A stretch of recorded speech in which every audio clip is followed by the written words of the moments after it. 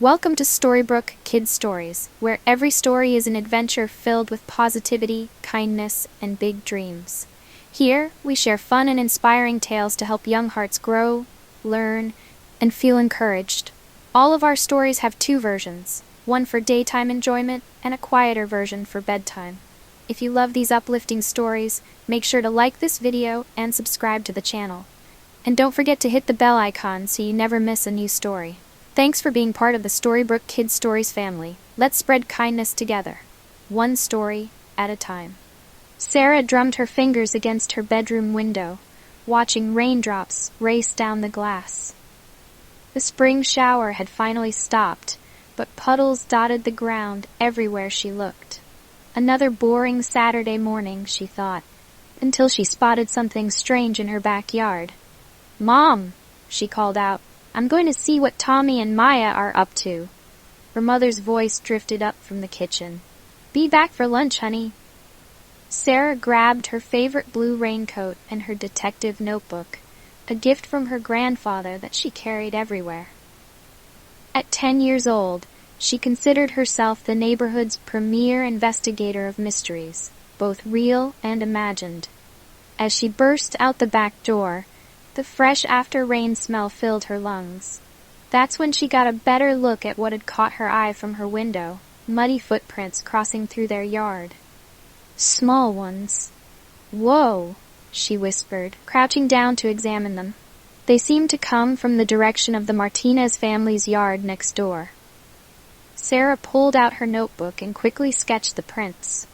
Just then, she heard familiar voices approaching. "Sarah, what are you doing?" Tommy called out, his red hair bright against the gray sky. At 9, he was the youngest of their trio, but often the most observant. Behind him came Maya, her dark braids swinging as she jogged over. "Look what I found." Sarah pointed to the footprints. "They're fresh from the rain." Maya, who at 11 was the oldest and most practical of the group, knelt down beside her. "They're really small, like really small. Too small for any of the kids we know," Tommy added, pulling his raincoat tighter against the cool breeze. Sarah stood up, brushing dirt from her knees. "They come from your yard, Maya. And look, they continue into the Johnsons' yard on the other side." The three friends exchanged glances, their eyes lighting up with the prospect of adventure. They had spent countless afternoons making up stories about secret agents and magical creatures, but this was a real mystery right in their own backyards. "We should follow them," Tommy suggested, already moving toward the next yard. Maya held up a hand. "Wait, we should think about this. What if it's nothing interesting?" "But what if it is?" Sarah countered, her blue eyes sparkling. "Come on, Maya. When was the last time we had a real mystery to solve?" Maya tried to maintain her serious expression, but a smile tugged at the corners of her mouth. "Fine, but we stick together, okay?" The three friends set off, following the trail of tiny footprints. They crossed through the Johnsons' yard, careful to stay on the edges of the grass where Mrs. Johnson's prized flower beds wouldn't be disturbed. The footprints led them to a gap in the fence that separated the Johnsons' yard from the Patels' property. "Look at this." Tommy pointed to something stuck on a loose board. "Is that purple fabric?" Sarah carefully pulled it free. "It's soft, like pajama material." "The plot thickens," Maya said in her best mystery movie voice, making the others giggle. As they squeezed through the fence gap, they heard a strange sound coming from the Patels' yard, something between a laugh and a roar. "What was that?" Tommy whispered. They crept forward, ducking behind Mr. Patel's tool shed. The sound came again, followed by unmistakable baby giggles. The three friends peered around the corner of the shed, and their jaws dropped at what they saw. Sitting in a mud puddle, wearing purple pajamas and covered head to toe in dirt, was 2-year-old Danny Chen from 2 houses down. In his hands, he clutched his favorite toy, a large green plastic dinosaur that he carried everywhere. As they watched, he made the dinosaur stomp through the puddle, creating more muddy footprints, and roaring with delight. "Oh my gosh," Maya breathed. "His parents must be worried sick." As if on cue, they heard distant voices calling, "Danny, Danny, where are you?" The toddler seemed oblivious to the calls, completely absorbed in his muddy dinosaur adventure. Sarah stepped out from behind the shed, approaching slowly. "Hey, Danny," she said softly. The little boy looked up, his round face breaking into a huge smile. "Rawr," he said, holding up his dinosaur. Tommy and Maya joined Sarah, and Danny clapped his muddy hands in delight at having an audience. "That's a pretty cool dinosaur," Tommy said, kneeling down despite the mud. "Does he like adventures?" Danny nodded enthusiastically. "Rex Venture?" he declared. "I bet Rex would love to go on an adventure back home," Maya suggested gently. "Your mom and dad are looking for you." Danny's lower lip trembled slightly. "Rex dirty," he said sadly, looking at his mud-covered toy. Sarah pulled a tissue from her pocket and knelt down beside him. "We can clean him up a little. See?" She wiped some mud from the dinosaur's face. "There's his smile." Danny giggled. "Rex happy?" "Should we take Rex and you home?" Sarah asked. "I bet you both could use a bath after your big adventure." The toddler considered this, then nodded, holding up his arms to be picked up. Maya, being the tallest, scooped him up despite his muddy state. As they walked back through the yards, retracing the muddy footprints, Danny told them all about Rex's adventure in his limited vocabulary. They learned that he had slipped out through the dog door while his mother was on the phone, and Rex had wanted to splish-splash in the rain puddles. When they reached the Chen's house, Mrs. Chen burst into tears of relief at the sight of her mud-covered son. Mr. Chen called the search party of neighbors to let them know Danny had been found safe and sound. "Thank you so much," Mrs. Chen said, hugging each of them in turn, not caring about the mud that transferred to her clothes. "You three are wonderful." After Danny was whisked away for a much-needed bath, with Rex the dinosaur promised to follow, the three friends stood in the Chen's front yard, covered in mud but grinning from ear to ear. "That was actually pretty exciting," Maya admitted. "Better than our made-up mysteries," Tommy agreed. Sarah pulled out her notebook, now slightly mud-stained. "Should we write down the case of the muddy dinosaur?" "Definitely," her friends said in unison. As they walked home, they began spinning the tale, each adding their own dramatic flourishes. By the time they reached Sarah's house, the simple following of muddy footprints had transformed into an epic adventure involving a time-traveling dinosaur, a magical puddle portal, and a brave toddler explorer. Sarah's mother took one look at their muddy clothes and laughing faces and shook her head with a smile. "Do I want to know?" The three friends looked at each other and burst out laughing. "It's a long story," Sarah said. "The best kind," her mother replied, already heading to get towels. "Come on in, detectives. I made cookies." As they sat around Sarah's kitchen table, drinking milk and eating chocolate chip cookies, they knew this would be a story they'd tell for years to come. Not just because they had helped find little Danny, but because it had been a real adventure, one they'd shared together. That night, as Sarah got ready for bed, she carefully placed her notebook on her bedside table. The last entry read, "The case of the muddy dinosaur investigators, Sarah Roberts, Maya Martinez, and Tommy O'Brien. Mystery solved evidence, muddy footprints, purple pajama fabric, one happy dinosaur. Conclusion. Sometimes the best mysteries aren't mysteries at all.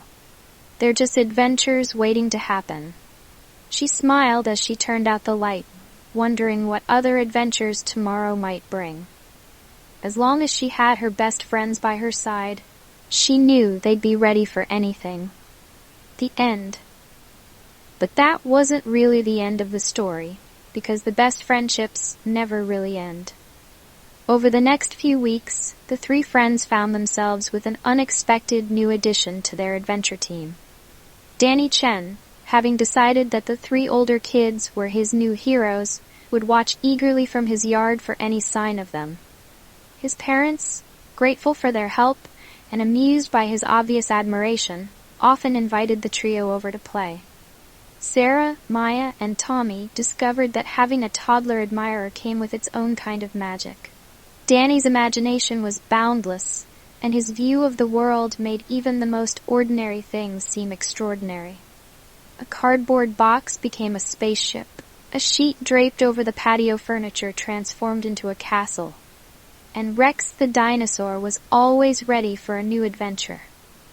They created elaborate stories where Rex would lead them on quests through imaginary jungles, the backyard, across treacherous seas, the paddle pool, and into mysterious caves, the space under Danny's bed.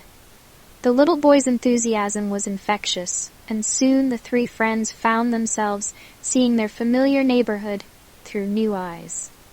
Maya, who had always been the most practical, surprised herself by becoming an expert at creating sound effects for their adventures. Her dinosaur roars were particularly impressive, though she'd never admit how much she practiced them when alone in her room. Tommy discovered he had a talent for building things out of whatever was at hand. He could turn a pile of old newspapers, some tape, and a few paper clips into anything Danny could imagine. From pirate ships to rocket boots. And Sarah, well, she filled page after page in her notebook with their new adventures. Sometimes they were the simple tales of their actual play sessions, and sometimes they were the wild stories they created together, where reality and imagination blended until you couldn't quite tell where one ended and the other began. One particularly memorable afternoon, they turned the entire backyard into an archaeological dig site after Danny became convinced that Rex had cousins buried in the garden. Mrs. Chen, rather than getting upset about the dozens of small holes in her lawn, simply brought out popsicles and helped them refill the holes, turning it into a lesson about responsibility and cleaning up after adventures. The neighbors got used to hearing dinosaur roars mixed with children's laughter floating over their fences. Sometimes other kids would join in their games, but there was something special about the core group. 3 friends who had followed muddy footprints one rainy morning and found more than just a wandering toddler. They discovered that friendship isn't limited by age, that imagination can turn an ordinary day into something magical, and that sometimes the best adventures are the ones you never expected to have. As summer approached, Sarah added a new page to her notebook. The Great Backyard Adventures crew, Sarah Roberts, Maya Martinez, Tommy O'Brien, Danny Chen, Honorary Junior Detective, and Rex Chief Dinosaur in Charge status. Ongoing evidence. Countless muddy footprints, scraped knees, grass stains, and endless smiles. Conclusion. The best mysteries lead to new friends, and the best friends lead to new adventures. She drew a little dinosaur in the corner of the page, something she'd gotten quite good at over the weeks of Danny's influence. Below it, she wrote what had become their unofficial motto. Adventure is out there. Sometimes you just have to follow the footprints. Maya had rolled her eyes when Sarah first suggested the motto, but even she had to admit it was fitting. After all, hadn't their whole friendship grown stronger because they were willing to follow a trail of muddy footprints without knowing where they might lead? Tommy liked to point out that they were probably the only kids in the neighborhood with a toddler and a dinosaur as part of their detective agency. Sarah would correct him. They weren't just a detective agency anymore. They were explorers, archaeologists, space travelers, and sometimes when the occasion called for it, dragon tamers. Rex was surprisingly good at pretending to be a dragon. The parents in the neighborhood often remarked on how sweet it was to see the older kids, including little Danny, in their games. What they didn't understand was that Danny had given them something too. A reminder of how to see the world with wonder and excitement, where every puddle could be a portal to adventure and every backyard could hide an undiscovered world. As for Danny, he continued to escape through the dog door from time to time, but now he always headed straight for wherever his big friends were playing. his parents installed a higher latch, but they needn't have worried too much. He had 3 very capable babysitters who were more than happy to keep an eye on their youngest crew member.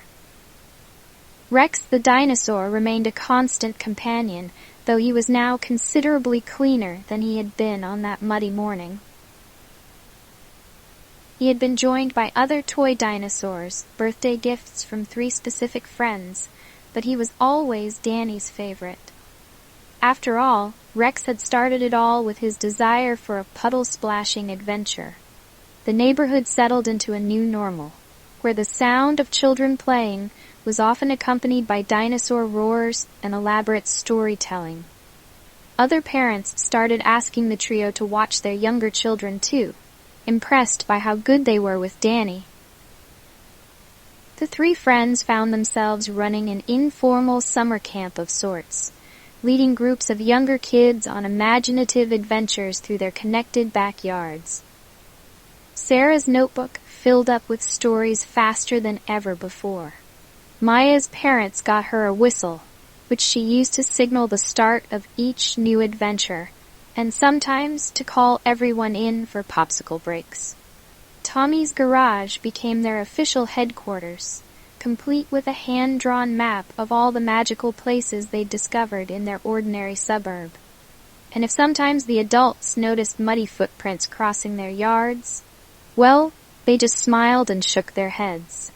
They knew those prints would lead to wherever Sarah, Maya, Tommy, and their young protege were creating their latest adventure. Because that's the thing about friendship and imagination. Together, they can turn the most ordinary places into something extraordinary. All you need is the courage to follow the footprints and see where they lead.